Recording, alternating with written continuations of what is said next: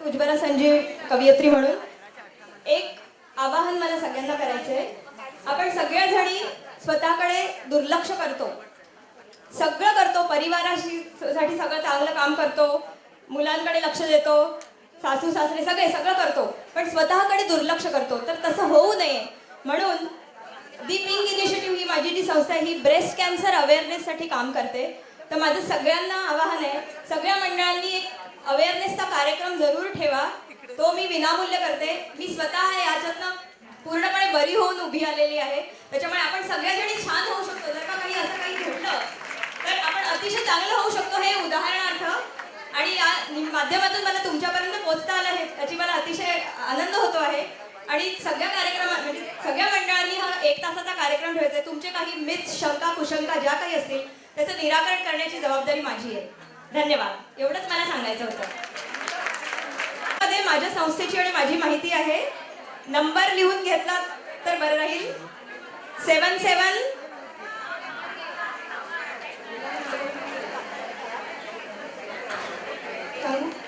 3838 0741. उज्ज्वला राजे काव्य स्पर्धेची परीक्षा असं छोटंसं त्याच्यावरती लिहिलेलं आहे स्मरणिकेत.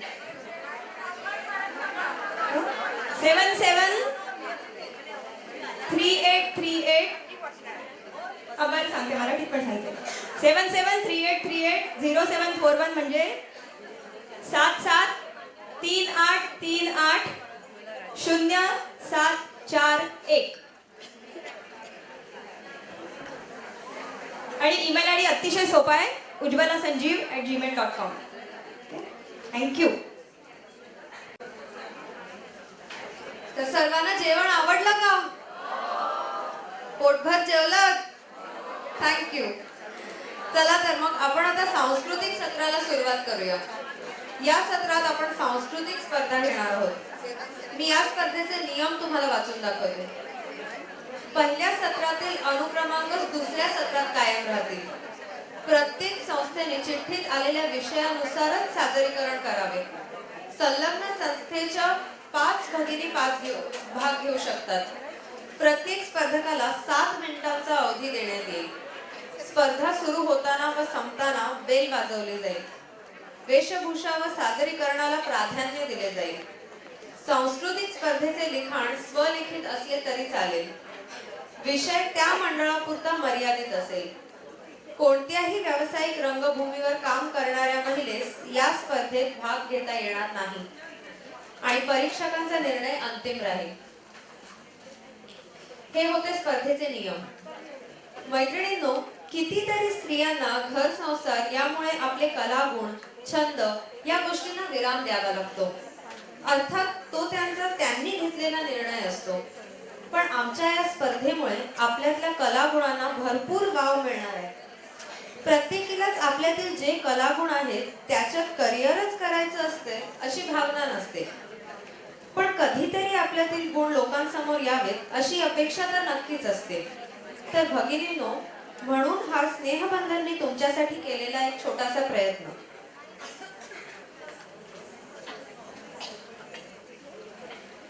श्रीमती सरला गणेश जयवंत स्मृती सांस्कृतिक स्पर्धा. ज्यावेळी मी एका मंडळाला स्टेजवर आमंत्रित करेन त्यावेळी त्या पुढील मंडळाने स्टेजच्या डाव्या बाजूला येऊन उभे राहावे. प्रथम मी स्नेहश्री वाशी यांना आमंत्रित करते. यांचा कोड नंबर आहे 1 आणि विषय आहे शिवकालीन. आणि मी विनंती करते की सद्भाव पुणे कोड नंबर 3 यांनी स्टेजच्या डाव्या बाजूला येऊन उभे राहावे.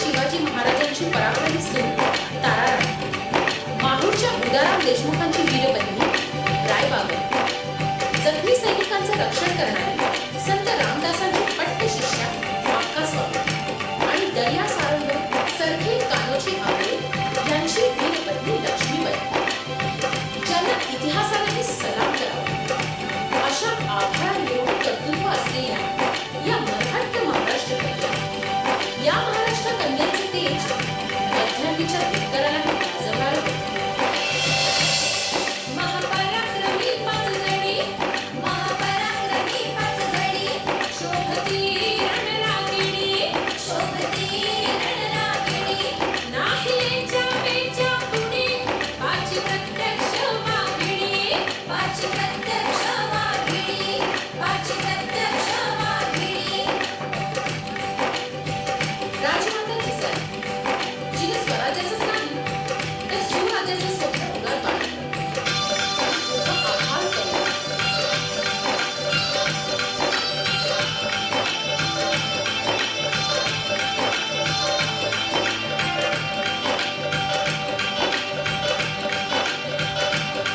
या भारत भूमीवर, या भारत भूमीवर, जिने राजा घडविला थोर, जिच्या शूर शिवबाहुरा, आलं रे तिचे राज्य आलं, आलं रे तिचे राज्य आलं, आलं रे तिचे राज्य आलं.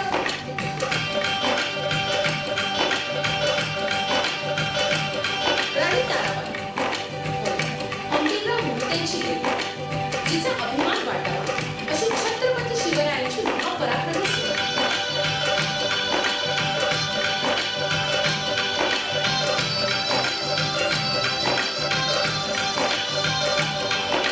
सून साहेबा सून, सून साहेबा सून, होती युद्ध कलानी पुढ, होती युद्ध कलानी पुढ, जिने रणांगण गाजवून, केली शत्रूची दाणादाण, केली शत्रूची दाणादाण, केली शत्रूची दाणादाण.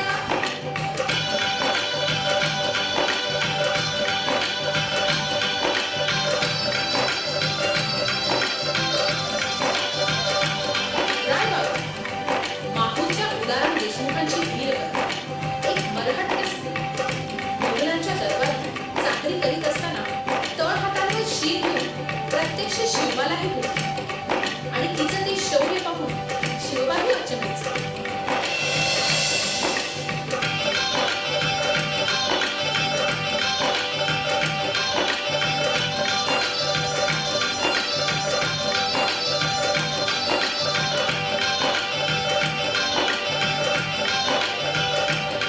जिन मुघलांच्या दरबारी, जिन मुघलांच्या दरबारी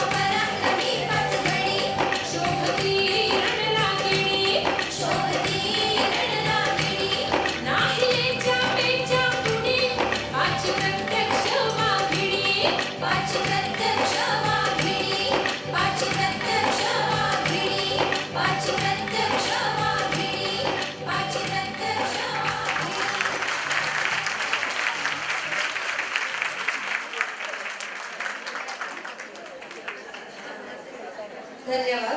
आता मी सद्भाव मंडळ पुणे यांना आमंत्रित करते. यांचा कोड नंबर आहे 3.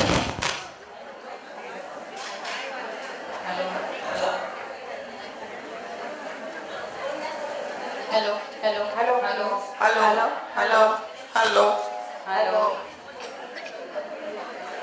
जरा बाजूला.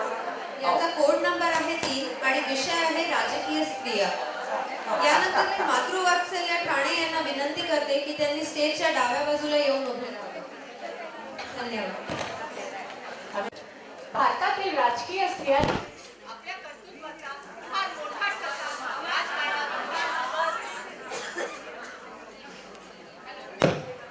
हॅलो. हो हो सर.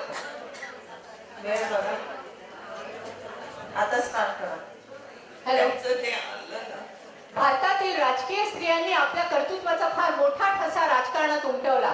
त्यापैकीच मी एक राजकीय स्त्री सुषमा स्वराज. सध्याची परराष्ट्र मंत्री म्हणून तुम्ही मला ओळखतात. वयाच्या अवघ्या 25व्या वर्षी मी कॅबिनेट मंत्री होण्याचा मान मिळवला. त्यानंतर माहिती प्रसारण मंत्री, आरोग्य मंत्री, दूरसंचार मंत्री आणि संसद कार्य मंत्री ही वेगवेगळी मंत्रिपदे मी भूषवली. लोकसभा आणि राज्यसभेची सदस्य झाली. संसदेत सर्वश्रेष्ठ सांसद होण्याचा मान मी मिळवला. त्यानंतर आरोग्य मंत्री आणि संसदेत सर्वश्रेष्ठ संसद होण्याचा मान मी मिळवला. दिल्लीची पहिली महिला मुख्यमंत्री मी झाले. सिरियात नुकत्याच झळकलेल्या भारतीयच नव्हे तर परदेशी नागरिकांची सुटका करण्यात आणि आता नुकतंच चेन्नईला जो महापूर आला त्या महापुरात ज्यांनी आपले पासपोर्ट गमावले त्यांना विनाशुल्क पासपोर्ट मिळवून देण्याची माझी घोषणा, या गोष्टी मला खरंच अभिमानास्पद वाटतात. भारतातील स्त्रियांनी राजकारणात इतिहास घडवला. त्यापैकीच भारतरत्न असलेली आणि प्रियदर्शिनी अशी ही भारताची तेजस्विनी पहिली महिला पंतप्रधान इंदिरा गांधी. नेहरू घराण्यात माझा जन्म झाला, त्यामुळे घरातील वातावरण हे राजकीय होते. राजकारणातील महत्वाची म्हणजे नभोवाणी मंत्री, अर्थमंत्री, गृहमंत्री आणि संरक्षण मंत्री ही मंत्रिपदेही मी भूषवली. 24 जानेवारी 1966 रोजी भारताची पहिली महिला पंतप्रधान म्हणून मी शपथविधी घेतला. बांगलादेश युद्धाच्या प्रसंगी देशाला खंबीर आणि कणखर असे नेतृत्व दिले. बँकांचे राष्ट्रीयकरण केले, तर सुवर्ण मंदिरात ऑपरेशन ब्लू स्टारची कारवाई मात्र अति हृदयावर दगड ठेवूनच गेले. गरी माडगुळकरांचे माझे वर्णन विजयी रणदैवता असेच केले. 1972 मध्ये भारतरत्न हा सन्मानही मला मिळाला. मी माझ्या शेवटच्या भाषणात म्हटले, मी जिवंत राहीन की नाही याची मला पर्वा नाही, पण माझ्या मृत्यूनंतरही माझ्या रक्तातील थेंब थेंब भारताला संजीवनी देईल, सामर्थ्य देईल. जय हिंद. नेहरू घराण्यातीलच आणखीन एका स्त्रीने सक्रिय राजकारणात भाग घेतला आणि भारताची पहिली महिला मंत्री झाली. त्या म्हणजे विजयालक्ष्मी पंडित, माझी आत्या. कशी आहे तू बेटा? मोतीलाल नेहरूंची लाडकी कन्या आणि जवाहरची धाकटी बहीण मी स्वरूप. रणजित पंडित या महाराष्ट्र तरुणाशी आंतरप्रांतीय विवाह करून मी सौ विजयालक्ष्मी पंडित झाले. मंत्रिमंडळात स्थानिक स्वराज्य आणि आरोग्य खात्याचे मंत्रिपद मिळाले. शिवाय मी पहिली महिला मंत्री होण्याचा मान मिळवला. राष्ट्रसंघात भारतीय शिष्टमंडळाचे अध्यक्ष झाले. स्वतंत्र भारताची वकील म्हणून माझी प्रथमच एका स्त्रीची निवड झाली. Russia, America, Britain, Spain, Mexico इत्यादी देशामध्ये मी भारताचे नेतृत्व केले. 1962 साली जेव्हा मी महाराष्ट्राचे राज्यपाल झाले तेव्हा आचार्य यात्रे मला कौतुकाने महाराष्ट्राची सुनबाई म्हणाली. स्वातंत्र्यपूर्व काळात अशी एक विद्युल्लता होती जिने स्वातंत्र्यासाठी आंदोलन करून क्रांती घडवली. क्रांती दिनाची तेजस्वी नायिका अरुणा असं. भारत छोडो चले जाओचा नारा देतच 9 ऑगस्ट 1942 साली गवालिया टँकवर भारताचा झेंडा फडकवला. स्वातंत्र्यानंतर दिल्लीची पहिली महापौर होण्याचा मानही मिळाला. राजकारणाबरोबर सामाजिक कार्यातही रमले. सरकारी शिष्टमंडळाचे सदस्य म्हणून अनेक देशांचे दौरे केले. राष्ट्रीय आणि आंतरराष्ट्रीय पुरस्कारांनी सन्मानित झाले. त्यातील लेनिन शांतता पुरस्कार आणि शांती पुरस्कार हे महत्वाचे. परंतु भारताचा पद्मभूषण सन्मान आणि भारतरत्न पुरस्कार म्हणजे माझ्या कार्याचा मोठा गौरवच. माझे वर्णन पंडित नेहरूंच्या शब्दात vibrant and challenging personality of India. त्याच स्वातंत्र्यपूर्व काळात राष्ट्रीय चळवळीत सक्रिय भाग घेणाऱ्या नायटिंगेल ऑफ इंडिया. माझ्या घरातील वातावरण अभ्यासू आणि मलाही काव्य आणि वाङ्मयाची आवड. माझ्या राजकारणातील कारकिर्दीची खरी सुरुवात झाली ती 1914ला महात्मा गांधीजींशी इंग्लंडमध्ये भेट झाली तेव्हापासून. डॉक्टर अॅनी बेझंट यांच्याबरोबर होमरूल लीग चळवळीत भाग घेतला. मिठाच्या सत्याग्रहाचे नेतृत्व केले. मुंबई महानगरपालिकेची निवडणूक जिंकले. प्रांतिक काँग्रेसचे अध्यक्ष झाले. आशियाई राष्ट्रांच्या परिषदेचे अध्यक्षपद भूषविले. कारण पंडित नेहरूंच्या विनंतीला मान देऊन उत्तर प्रदेशचे राज्यपालपद स्वीकारले. कारण राजकारणातील दीर्घकाळाचा तो गौरव म्हणजे भारतीय स्त्रीची गौरव गाथाच.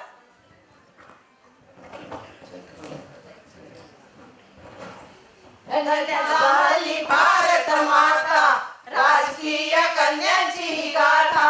मुजरा करू त्यांना जी जी जी जी जी जी. पहिला मुजरा त्या महिलेला सांसद सर्वश्रेष्ठ सुषमाला.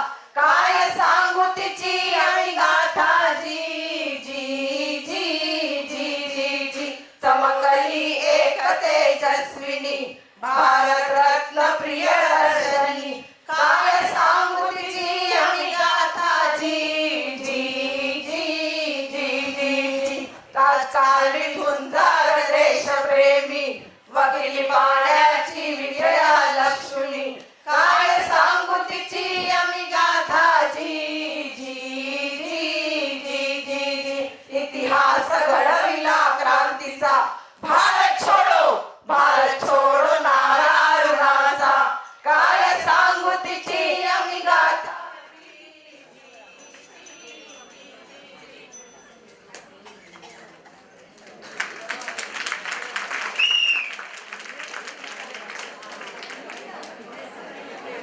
धन्यवाद. आता मी मातृवात्सल्य ठाणे यांना आमंत्रित करते. यांचा कोड नंबर आहे 4 आणि विषय आहे रामायण. आणि सीकेपी क्लब खार यांना विनंती करते की त्यांनी स्टेजच्या डाव्या बाजूला येऊन उभे राहावे. धन्यवाद.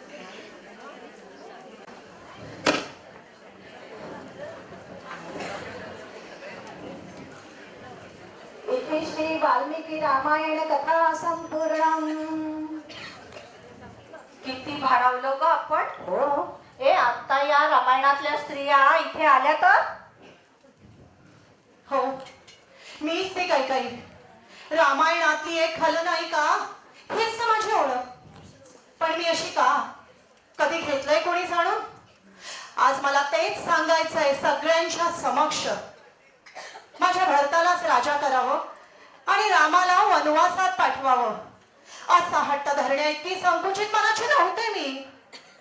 कदाचित नियतीनच यासाठी माझी नेमणूक केली असावी. त्याचं कारणही तसंच सबळ होतं. दंडकारण्यात असुरांचं वर्चस्व होतं.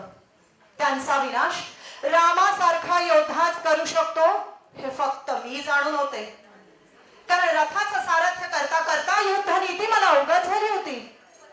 रामाला राज्य कारभाराबरोबर असुरांचा विनाश करणं अवघड होतं. म्हणून मी हा वनवासाचा कठोर मार्ग निवडला. केली ना माझ्या मुलानं माझी निर्बत्सना तर केलीच आणि शापही दिला की यापुढील युगात कुणीही आपल्या मुलीचं नाव कैकई ठेवणार नाही. खरं सांगते, सारा सहन करून माझं कर्तव्य पार पाडण्यासाठी माझ्यातल्या चांगुलपणाची आहुती द्यावी लागली मला. रामाच्या पुरुषी सौंदर्यानं मोहिनी घातली आणि या शूरपणखेच्या मनातली विषयासक्त वासना उफाळून आली. लावण्यवती सीतेविषयी मत्सर जागा झाला. म्हणून मी मदनिकेचं रूप घेऊन रामाला वश करण्याचा प्रयत्न केला, पण तो फसला. मग मी लक्ष्मणाकडे वळले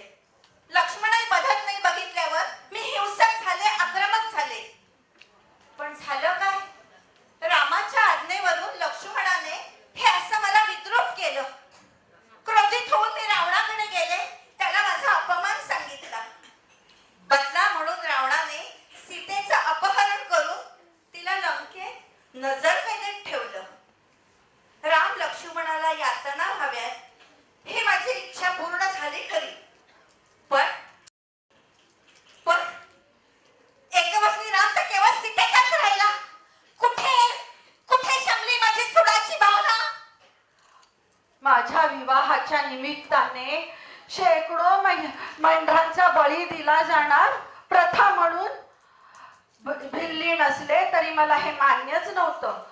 म्हणून तर पित्याचं घर सोडलं आणि मातंग ऋषींच्या आश्रमात आले. त्यांचं शिष्यत्व पत्करलं, सेवा केली. श्रीरामांच्या दर्शनानेच तुला मोक्ष मिळेल असं गुरूंनी सांगितलं. तेव्हापासून किती काळ मी देवांची वाट पाहत होते आणि अखेर प्रभू आले. माझी उष्टी बोरं त्यांनी प्रेमाने खाल्ली. धन्य झाली हो ही शबरी. सीतामाईच्या शोधात प्रभू दक्षिणेला निघाले होते तेव्हा तिथे असलेल्या सुग्रीव हनुमान यांची आपण मदत घ्यावी असं सुचवलं मी त्यांना. आणि त्या वानर सेनेमुळे प्रभूंचा पुढला मार्ग सुकरही झाला. या रामायणात माझा एवढा तरी खालीचा वाटा आहे याचं मला खूप समाधान आहे. श्रीराम. सीतेच्या पाठोपाठ तिची धाकटी बहीण उर्मिला रघुकुळात आली. लक्ष्मणाबरोबर संसाराची स्वप्नही रंगवली. पण त्यांच्या बंधुप्रेमाच्या होमात आहुती मात्र माझीच पडली. माझ्या समवेत न येता माता पित्याची सेवा करण्यासाठी तू अयोध्येतच थांब. या माझ्या पतीच्या आज्ञेचे पालन करणारी मी एक सामान्य स्त्री. पण 7 जन्माची सोबत करण्याचे वचन दिलेल्या माझ्या पतीने कुठे निभावला त्यांचा पतिधर्म? मलाही एक संवेदनक्षम स्त्रीमन आहे हे कुठे जाणलं त्यांनी? नक्की कोण मी? एक विरहिणी की वैरागी? प्रश्न प्रश्न आणि फक्त प्रश्न उत्तर नसलेले. त्यांच्या इच्छेनुसार मी कर्तव्याला प्राधान्य दिलं. राम सीतेला वनवासात का होईना पण एकमेकांचा सहवास लाभला आणि त्यांची सेवा करण्यात लक्ष्मणालाही आनंद मिळाला. पण मला काय मिळालं? मी मात्र कायम उपेक्षितच राहिले. एक अभागी उर्मिला. राहून राहून वाटतं रामायण घडलं ते माझ्या स्त्री हट्टामुळे. कांचन मृगाची शिकार करण्याचा हट्ट मी प्रभू रामचंद्रांपाशी धरला आणि त्याचबरोबर नकळत लक्ष्मण रेषेचं उल्लंघनही केलं आणि त्याचे परिणामही भोगले. अशोक वनात मी रावणाच्या नजरकैदेत होते पण तिथे मला शीलभ्रष्ट होण्याचं भय नव्हतं. कारण रावणात वासना होती तसा संयमही होता. वनवासानंतर मी प्रभूंसमवेत अयोध्येला परतले खरे पण अग्निपरीक्षेत ताळू सुलाखून निघाल्यावरच. मात्र माझ्या सुखी जीवनाचा हा आनंद फार काळ नाही टिकू शकला. मी गर्भवती असताना पुन्हा एकदा माझ्या चारित्र्याविषयी प्रजेमध्ये शंका निर्माण झाली आणि मला राजगृहाचा त्याग करावा लागला. अशा वेळी मनात आलं प्रभूंना माझ्या पावित्र्याविषयी खात्री होती तरी ते कामे ठामपणे माझ्या पाठीशी उभे राहिले. शेवटी त्यांनी राजधर्मच पाळला. वाल्मिकी ऋषींच्या आश्रमात मी माझ्या लवकुशांना जन्मातून वाढवलं. ऋषींनी कुमार वयात त्यांची पित्याची भेट घडवली हा आनंद माझ्यासाठी खूप होता. पण आता माझी जीवनाची आसक्ती संपली होती. म्हणूनच ज्या घरणी मातेच्या उदरातून मी जन्म घेतला तिच्याच कुशीत मी माझी जीवन यात्रा संपवली. पण आता यातून आपण काय शिकायचं ग हो? षड्रिपूंवर ताबा न ठेवल्याने शूर्पणखेप्रमाणे आत्मघातच होईल. कैकईला जसा घ्यावा लागला तसा कटू निर्णय आपल्यालाही आपल्या कुटुंबाच्या हितासाठी घ्यावाच लागतो. जीवनात कर्तव्याला सामोरं जाताना उर्मिलेप्रमाणे आपण मात्र स्वत्व हरवून द्यायचं नाही. शबरीप्रमाणे आपणही आपल्या विचारांवर ठाम असायलाच हवं. आणि त्या काळी सीतेने सगळं सहन केलं पण आता आपण अन्यायाविरुद्ध लढूया आणि सन्मानाने जगूया.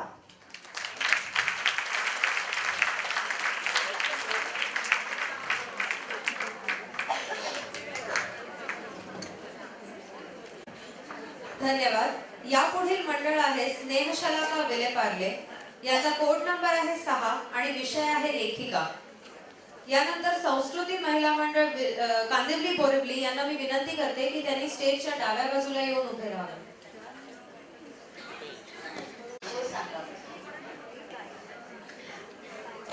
स्नेहशलाका विलेपार्ले. विषय आहे लेखिका. नमस्कार.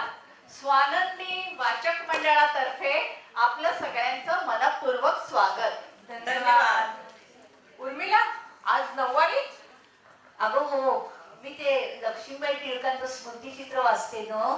तर इतकी ती लक्ष्मीबाई माझ्या अंगात भिनले. अगं पण आपण सगळ्यांनी तर आपल्या आवडत्या लेखिकेचे पेहराव केलेत हो की नाही? हो घातले, ड्रेसेस घातले. अगं काय नुसतं त्या लक्ष्मीबाईंचं निरीक्षण चित्रमय सगळं आहे.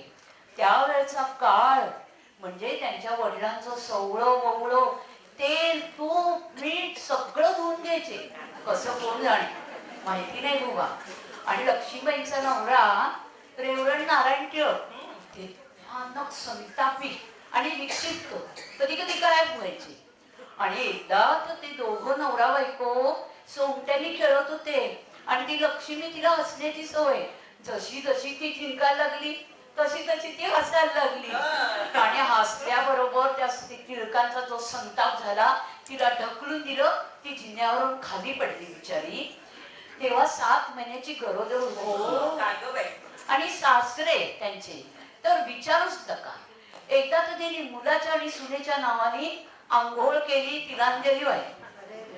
अशी ती बिचारी लक्ष्मी तिने खूप सोसलं.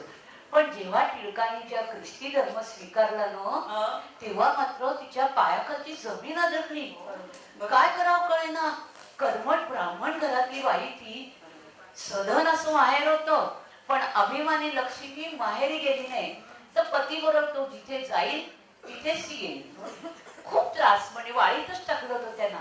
पण शेवटी तिने असा विचार केला पशु पक्षात कुठे असतं जात धर्म. हे माणसाने जाती धर्म निर्माण केलेले आहे. त्यामुळे माणुसकी हाच खरा धर्म. आणि या विचाराने तिच्या मनाला शांतता लाभली. बरोबर त्याचं सगळ्याचं चित्रण हुबेहूब चित्रण तिने त्या विचारांचं आठवणीचं चित्रण स्मृती चित्रात केले. म्हणूनच शाळा न पाहिलेल्या लक्ष्मीबाईंनी अक्षर वाङ्मय निर्माण केलं. बघा अगं माझी आवडती लेखिका ना मालतीबाई बेडेकर बरं का. अगं त्या काळामध्ये शिक्षित स्त्रियांची पहिली पिढी बाहेर पडली होती आणि अर्थान्यान करायला लागली होती. आणि त्यांच्या ज्या काही समस्या होत्या ना त्या त्यांनी कळ्यांचे निश्वास या पुस्तकामध्ये कथा रूपाने मांडल्यात. हो अगं त्यांच्या तो बाबांचा संसार माझा कसा होईल ह्याच्यामध्ये नोकरदार प्रौढ कुमारिकेच्या पैशासाठी तिचे वडील तिच्या लग्नाचा विचारच करत नाही. अगं या वास्तववादी चित्रणामुळे काय झाले माहितीये का. अहो त्यांनी आपलं सगळं त्यांना माहिती होतं की ह्याच्यामुळे समाजात वादळ उठेल म्हणून त्यांनी आपलं सगळं लिखाण विभावरी शिरूरकर या टोपण नावाने केलं. आणि लोकांना काय वाटलं माहितीये का की कोणीतरी पुरुष बाईचं नाव एवढं बिनधास्त लेखन करतंय. त्यांची बळी कादंबरी खूप अगं त्यांच्या हिंदोळ्यावर ह्या कादंबरीत तर एका परित्यक्ता स्त्रीला मातृत्वाची ओढ लागते आणि ती आपल्या मनासारखा एक पुरुष शोधते आणि आपली इच्छा पूर्ण करते. पण जेव्हा तिला दिवस राहतात ना तेव्हा मात्र बाळाच्या भविष्याच्या चिंतेने तिचं मन दोलायमान होतं. इतकं सुंदर चित्रण केलेलं आहे त्यांनी. आणि अशा या एकापेक्षा एक वादग्रस्त प्रसंगाचं लेखन केल्यामुळे त्यांना काळाच्या पुढे गेलेल्या बंडखोर लेखिका म्हणतात. डॉक्टर मीना प्रभूंच बघ ना पॅशन म्हणून ही बाई देश विदेश फिरते आणि ती सगळी प्रवास वर्णन पुस्तक रूपाने वाचकांच्या समोर ठेवते. त्याचं ते सिनेमाचे पुस्तक आहे ना बापरे ते वाचताना नुसतं अंगावर काटा उभा राहतो. त्या काळात म्हणे चीन मध्ये मोठ्या पायाची मुलगी खालच्या दर्जाची मानली जायची. त्यामुळे आई 2 वर्षाची मुलगी 2 वर्षाची झाली ना का ती आई धोंडा घेऊन तिच्या पायाची बर ती हाडं वाढू नये म्हणून फडक्याने कर्कचून बाहेर टाकायची. आणि त्या अफाट लोकसंख्येच्या बाबतीत सुद्धा चेननी ना ती अतिरेकच केला. घरटी एक मूल असा कडक कायदा केल्यामुळे त्या दुसऱ्या मुलाला ओळखपत्र नाही, रेशन कार्ड नाही, जन्माचा दाखला पण नाही. त्यामुळे त्या बिचाऱ्याला शाळेत पण प्रवेश नाही. बर त्याला तर ब्लॅक चाइल्ड म्हणायचेच पण त्याच्या आई वडिलांना पण 10,000 युएनचा जबरदस्त दंड पडायचा. अगो बाई म्हणजे काय मुलाचं अस्तित्व नाकारून त्याचा जगण्याचा अधिकारच काढून घेतला. पण हे काय मीनाताईंनी ना देश विदेशातल्या सौंदर्याबरोबर तिथल्या संस्कृतीची पण ओळख करून दिली आपल्याला. म्हणून मला त्यांची वर्णन आवडतं. तुम्हाला चंदार आणि कोंडाळकर दिवाडकर माही अगं मला माहितीये हो मी चंदाराणी हे आत्मचरित्र वाचलंय बरोबर. तिला 13 पुरस्कार मिळालेत आणि तिचे अनेक काव्यसंग्रह प्रसिद्ध आहेत. बरोबर. अगो ही 7वीत गेली ना हा. तर हिच्या पुढे शिक्षणाकरता घरून सक्त विरोध झाला. मग काय ही शाळेत गेली आणि प्रिन्सिपॉलला म्हणाली मला शाळेत प्रवेश पाहिजे. हा. ते म्हणाले अगं तुझे पालक कुठे आहेत? हा. तर म्हणते कशी मीच पालक आणि मीच पाल्य. तिची शिक्षणाबद्दलची ओढ बघून घरच्यांचा विरोध मोडून त्यांनी तिला शाळेत प्रवेश दिला. पण तिने सुद्धा मिळालेल्या संधीचं अगदी सोनं केलं आणि अनेक राज्यस्तरीय बक्षिसं पटकावून शाळेची मानकती उंच केली. अगं त्यांचं माहेर या संकल्पनेबद्दल सांग ना त्यांना. हा तिच्या माहेरमध्ये आलेल्या पीडित स्त्रियांना हा. ती सल्ले देते, मदतीचा हात देते आणि आधार देऊन स्वतःच्या पायावर उभं राहण्याकरता मदत करते. ती काय म्हणते माहितीये का? काय? ती म्हणते कोणत्याही अटीतटीच्या प्रसंगात योग्य निर्णयाने झुकण्यापासून पर्याय नसतो बरोबर. आणि तसं जर तुम्ही केलं तरच परमेश्वर तुमच्या पाठीशी उभा राहतो आणि तुम्हाला सुखरूप बाहेर काढतो. काय आणि सुंदर तुम्ही- संदेश दिलाय. हो की नाही? ए आता माझी लेखिका तुम्ही ओळखायची. हे ओळखा पाहू. हा, हा. चा- मी तुम्हाला क्लू देते. हा. कधी काढते बारीक चिमटे हा. कधी मारते कोपर खळी परीन रुसता मनापासून हसता तुम्ही साऱ्या जणीनं विनोद क्षेत्री उभी ठाकली हो नाही सबला तीच ती गोड बोले मंगला. मंगलाताईंनी 40 वर्षात 35 पुस्तकं लिहिलेत आणि ती सुद्धा वेगवेगळ्या विषयांवरची. पु ल देशपांडे समग्र साहित्य दर्शन असा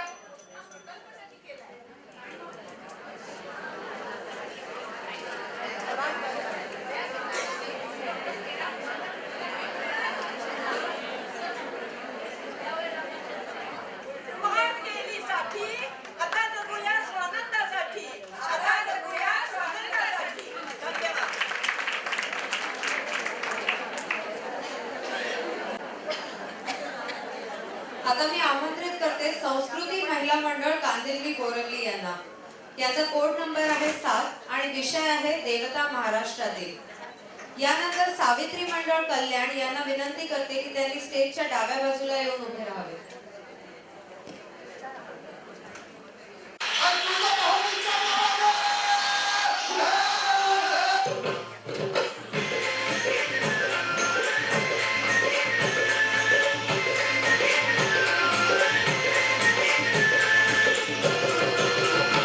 अन्नाती निर्गुण प्रकटली भवानी अन्नाती निर्गुण प्रकटली भवानी मोह महिषासुर मर्दाना राहुनी त्रिविध तापाची घनावया घडली त्रिविध तापाची घनावया घडली न बघता लागे तू पावसी निर्वाणी ऐका जोगवा जोगवा मागे ऐका जोगवा जोगवा मागे ऐका जोगवा जोगवा मागे ऐका जोगवा जोगवा मागे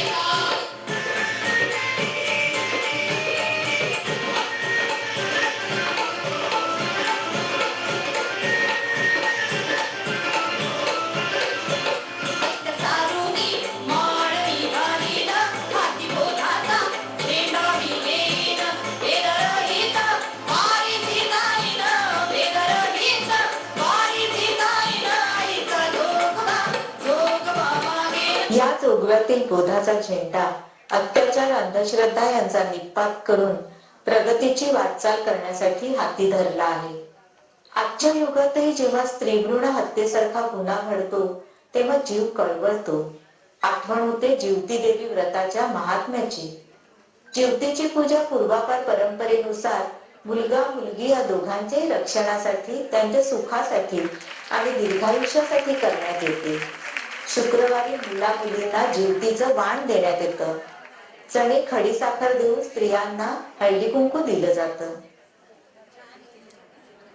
यानंतर करूया सरस्वतीचं स्तवन. तिचं स्तवन आपल्यातील क्षमतांना फुलवतं बहरवतं.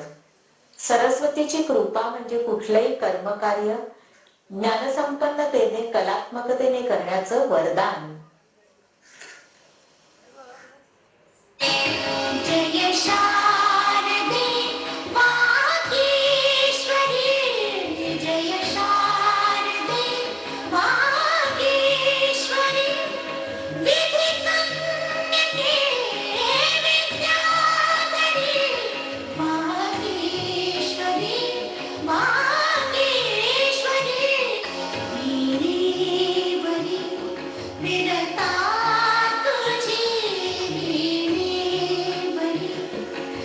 वीरता तुझी चतुरा कला भयंगुळी चतुरा कला भयंगुळी संगीत जन्माये नव्हे संगीत जन्माये नव्हे जडला मतीची वंदनी उन्मेष कल्पतरुवरी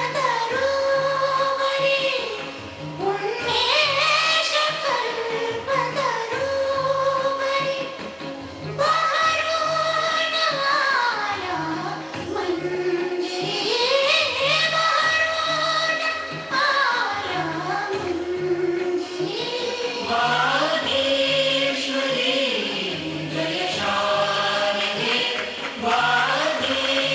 मंजिरी आता करूया सर्वांच्याच कल्याणासाठी, भरभराटीसाठी, धनसंपदेसाठी भक्तिभावाने केली जाणारी महालक्ष्मीची आरती.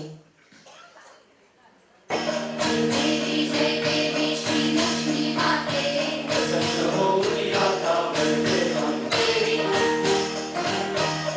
विष्णुकांते तव विश्वावरी सत्ता श्री लक्ष्मी माते हो श्री लक्ष्मी माते प्रसन्न होऊन आता वरदे माते जय.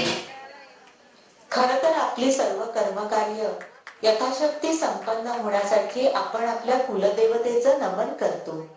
तर चला जाऊया कार्याला एकविरेच्या वारीला.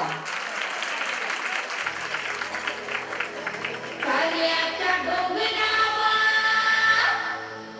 पाण्याचा वातोय घरा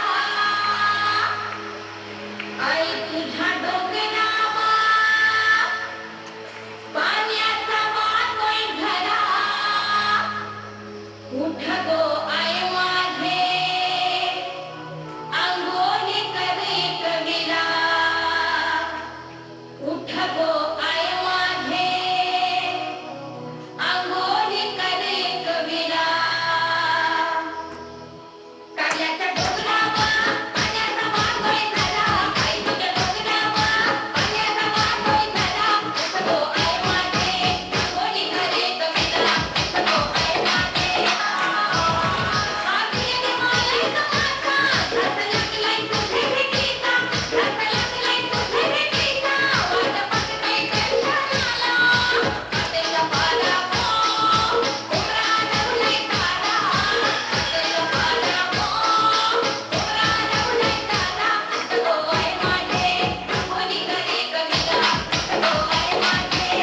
आणि एकविरेकडे मागणं मागूया की तुळजाभवानीच्या आशीर्वादाने श्री शिवरायांनी स्थापलेलं स्वराज्य, अनेक नेत्यांच्या बलिदानांनी मिळवलेलं स्वातंत्र्य सुराज्य म्हणून साकारण्यासाठी ओंजळणारे योगदान आमच्याही हातून घडो. आपला वरद हस्त आम्हासही लाभो. आई एकविरेचा विजय असो. आई एकविरेचा विजय असो.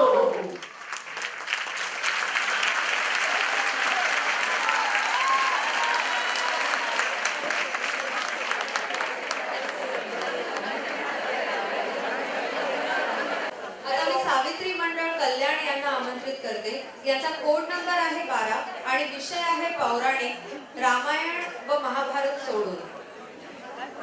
आणि स्नेहदा मंडळ ठाणे यांना विनंती करते की त्यांनी स्टेजच्या डाव्या बाजूला येऊन उभे राहावे. स्नेहदा मंडळ ठाणे.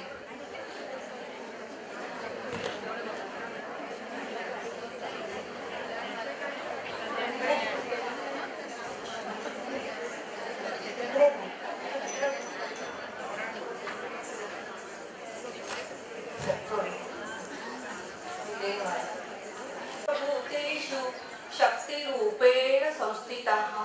मी शिवशक्ती पार्वती, हिमालयाची कन्या गौरी, पर्वतांची राणी. शंकराच्या गळ्यात जेवढे मुंड तेवढे जन्म. प्रत्येक जन्मात मी वेगवेगळ्या रूपात त्यांची पत्नी होते. दक्ष कन्या असताना माझ्या वडिलांनी माझ्या पतीचा अपमान केला, त्यासाठीच मी अग्निदिव्य केले. या माझ्या अग्निदिव्यानंतर विश्वशक्ती हीन झाली. तारक नावाचा दैत्य उदयास आला व तो सर्वांना त्रास देऊ लागला. सर्व देवतागण हे आदिशक्तीला शरण गेले. ब्रह्मदेवानी तारकाला शक्ती दिली होती, पण शंकराचा औरस पुत्र तू वध करेल असेही सांगितले होते. तारक शंकराला शक्तिहीन आणि पत्नीहीन बघून तारक आणि असुर आनंदात होते. तेव्हा देवतागणही मला शरण आले. मी त्यांना सांगितले की हिमवान मुलीसाठी देवीची तपश्चर्या करीत आहे. मी त्याच्या पोटी गौरी म्हणून जन्म घेईन. पुढे शंकराशी विवाह करून आमचा पुत्र तारकाचा वध करेन. तिल्याप्रमाणे शंकराला घोर तपश्चर्येने प्राप्त केले व नंतर आमचा पुत्र श्री गणेशाने तारकाचा वध केला. सर्व मंगल्य मांगल्ये शिवे सर्वार्थ साधिके. मी लक्ष्मी समुद्र मंथनातून माझी उत्पत्ती झाली. संपत्ती आणि समृद्धी ही माझी रूपे आहेत. हिंदू धर्मामध्ये धर्म, काम, अर्थ आणि मोक्ष हे माझे प्रतीक आहेत. तसेच भारतामध्ये आपण कलश पूजन करतो. कलश म्हणजे हे समृद्धीचे प्रतीक. समृद्धीचे म्हणजे माझे प्रतीक. विष्णूंची मी शक्तिरूप पत्नी आहे. तसेच त्यांच्या राम अवतारात मी सीता होते. कृष्ण अवतारात मी रुक्मिणीच्या रूपात त्यांच्या सोबत होते. बिल्व वृक्ष हा माझा आवडता वृक्ष आहे. वेद परंपरेनुसार मी त्याची उपासना करत आले. आजही त्या उपासनेत खंड नाही पडलेला.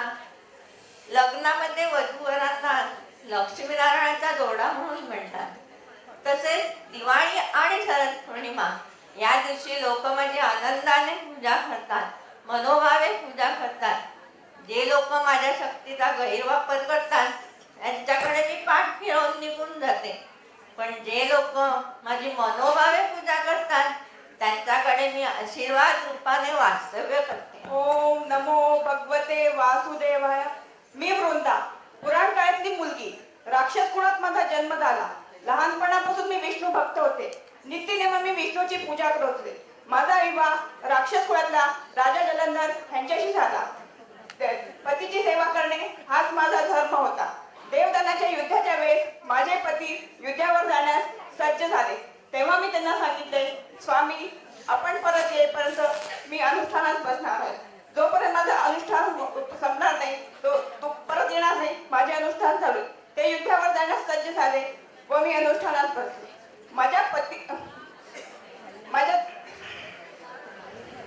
माझ्या देवाचा पराजय होऊ लागला. तेव्हा सर्व विष्णू भगवानांना शरण केले व मदत करायची विनंती केली.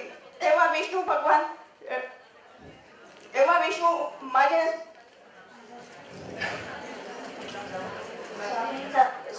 स्वामीचे रूप घेऊन माझ्या आभारी आले. जसे मी बघितले त्यांना मी उठून त्यांना चरण स्पर्श केला. मी उठल्यामुळे माझा संकल्प तुटला.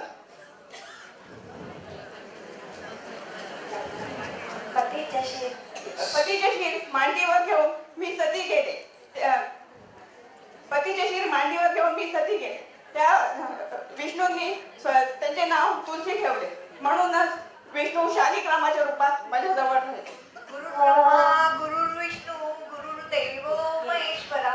मी ब्रह्मसूत अत्रि मुनी यांची भार्या अनुसया. एकदा नारद मुनींनी सर्व देवतांसमोर माझी खूप स्तुती केली. ती ऐकून देवी लक्ष्मी, पार्वती, सावित्री यासारख्या देवता मत्सराने क्रोधित होऊन माझे सत्वहरण करण्यासाठी आपापल्या पतींकडे हट्ट धरून बसल्या.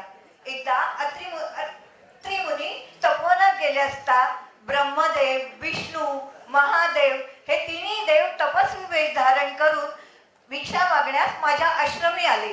मी भिक्षा ओम भवती भिक्षां देही असे ते म्हणाले. ते ऐकून मी भिक्षा मागण्यास गेले असता ते म्हणाले, आमच्या मनाची इच्छा पूर्ण कर. आम्हाला विवस्त्र होऊन भिक्षा घाल. माझ्या पतिसेवेचे प्रबळ बळ असल्याने त्यांच्या कमंडलीतील तीर्थ मी त्या तिघांवर सिंचन केले. तात्काळ त्रैमूर्तींची 3 गोंडा ज्वाळे झाली. वात्सल्याने पाना फुटला. अंगावरील वस्त्रे दूर करून तृप्त होईपर्यंत त्यांना दुग्धपान करवले. त्यामुळे ते संतोष पावले. तिन्ही देवांनी त्रिगुणांनी युक्त असा पुत्र तुझ्या पोटी जन्म घेईल असा मला आशीर्वाद दिला. तेच माझे पुत्र त्रिगुणात्मक प्रयोग. ओम भूर्भुवः स्वः. मी अरुंधती वसिष्ठ ऋषींच्या आश्रमामध्ये काम करणारी एक स्त्री. माझ्या सेवेवर आरुष्ट होऊन वसिष्ठ ऋषी खुश झाले. त्यांनी मला वर मागण्यास सांगितलं. मी त्यांना म्हणाले, तुम्ही मला खरंच वर देणार आहात का? त्यावेळेस ते म्हणाले, तू सूर्यप्रकाशात बसून सूर्याची उपासना कर, त्यानंतर तुझी इच्छा पूर्ण होईल. त्याप्रमाणे मी सूर्यप्रकाशात बसून अनेक वर्ष सूर्याची उपासना केली.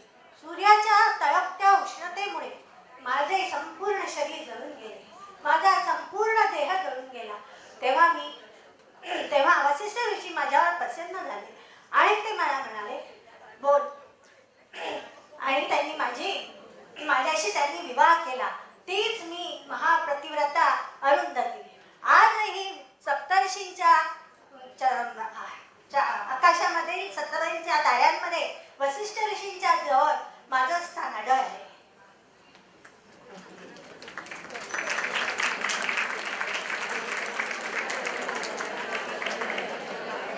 आता येत आहेत स्नेहदा मंडळ ठाणे. यांचा कोड नंबर आहे 13 आणि विषय आहे नृत्य. आणि चैत्रावरी महिला मंडळ मुलुंड यांना विनंती करते की यांनी स्टेजच्या डाव्या बाजूला येऊन उभे राहावे. नटराजाला वंदन करून आम्ही पंचकन्या सादर करीत आहोत. नृत्याचे आविष्कार अनेक पण नाद एक.